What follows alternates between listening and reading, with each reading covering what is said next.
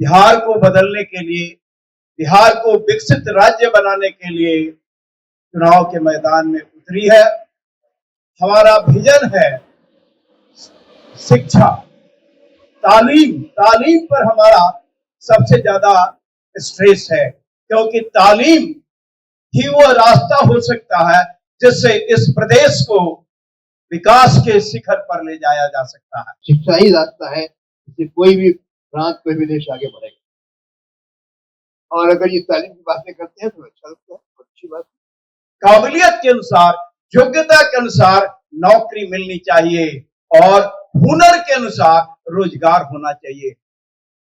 यह रोजगार स्थापित करने के लिए धन की आवश्यकता होती है और 5-10 हजार एक बार दे देने से कोई अच्छा रोजगार स्थापित नहीं हो सकता। तो इनकी बातें सुने आप, अगर लगता है कि ये जो रास्ता दिखा रहे वो सही है तो अच्छी बात है, अगर लगता है नहीं सही है तो फिर और भी रास्ते। ये आपको जो ऋण लेंगे, जो महिलाएं ऋण लेंगी या जो पुरुष ऋण लेंगे, जो लोग भी ऋण लेंगे, उनको ब्याज का केवल 4% देना होगा एक साल में और बाकी 6% ब्याज हमारी सरकार आती है। तो हम सरकार आपके तरफ से यानी जो ऋण लेंगे उनके तरफ से बैंक को देगी। पाकिस्तान के नोबेल लॉरेट ऑफ फिजिक्स के थे अब्दुल कलाम साहब, वो नोबेल प्राइज मिला तो उन्होंने कहा कि नहीं, ये हमारे इस जो नोबेल प्राइज हमको मिला है इसका हमारे शिक्षक का बहुत बड़ा योगदान है, क्योंकि उन्होंने जो देश बुनियाद बनाया उसी के बल पर हम आगे बढ़ करके नोबेल प्राइज ले सके।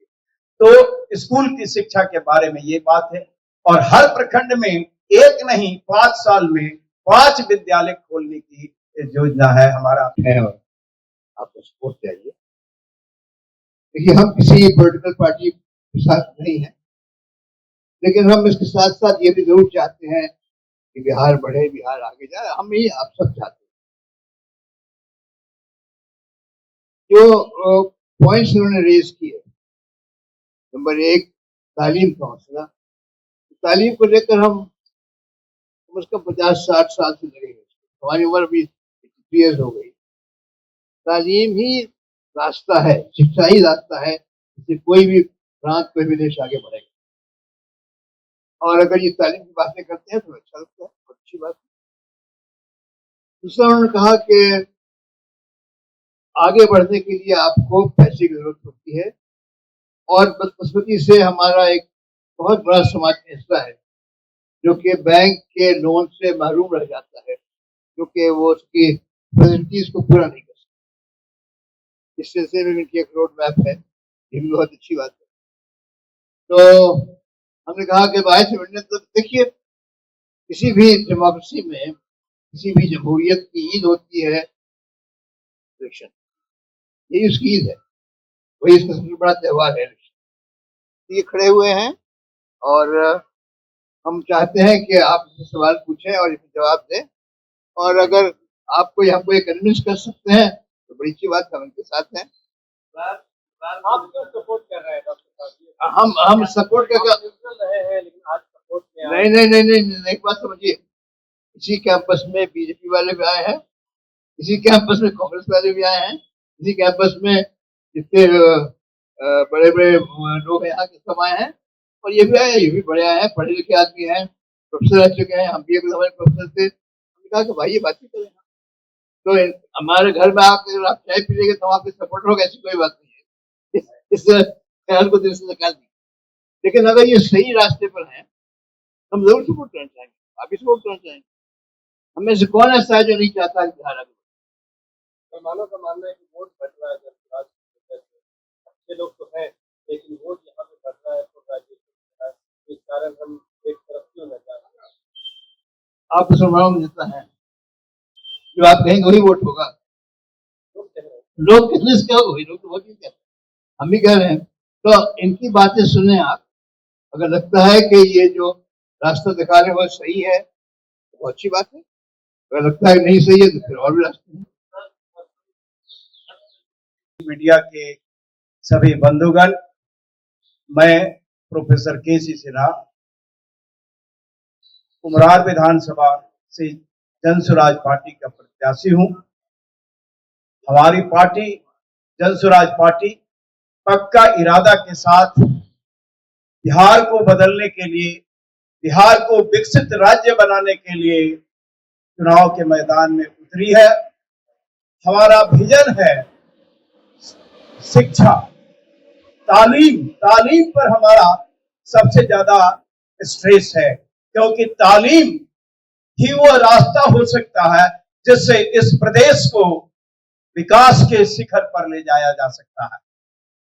हम लोग देखते हैं कि हमारे बच्चे इंजीनियरिंग का डिग्री लेकर के आते हैं, लेकिन उनको अपने योग्यता के अनुसार, अपने काबिलियत के अनुसार नौकरी नहीं मिल पाता है।